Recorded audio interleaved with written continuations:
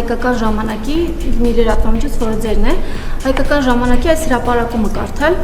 Շուրջ 300,000 ադրբեջանցի պաշտոնապես դիմել է Հայաստանի ղեկավարությանը, որպեսզի իրենց վերադարձի վերաինտեգրման համար պայմաններ ստեղծվեն։ Դուք պատրաստ եք ընդունել 300,000 ադրբեջանցիներին։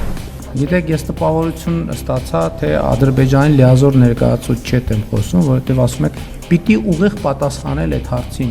այո թե ոչ։ Իսկ գուցե մի անգամից ասեիք, ինչ է պետք պատասխանել այդ հարցին։ Այսինքն, հիմա երբեմն լրատվամիջոցներում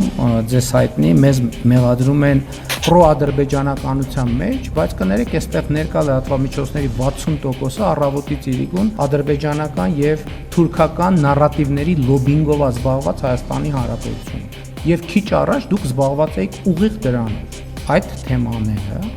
շահարկումը փոխկապակցված են իրար հետ։ Եվ այդ թեմաների շահարկմամբ Հայաստանում մասնավորապես նույն շրջանակն է զբաղված։ Երբ որ դրոշներ են տարբեր ծածանում, երբ որ խոսում են Ղարաբաղի հայերի վերադարձի իրավունքի մասին, երբ որ մեր նարատիվները, երբ որ մենք ասում ենք նման հարց պետքա չդրվի ընդհանրապես, այլ Ղարաբաղի մեր քույրներն ու եղբայրները պետքա բնավորվեն, տնավորվեն Հայաստանում, այդ ամենը իրար հետ է կապված։ Եվ նրանք, ովքեր ուզում են այդ օրակարգը առաջ մղել, նրանք ուրիշ բանով զբաղված չեն, նրանք ուզում են տեղ բացել այդ խոսակցության համար։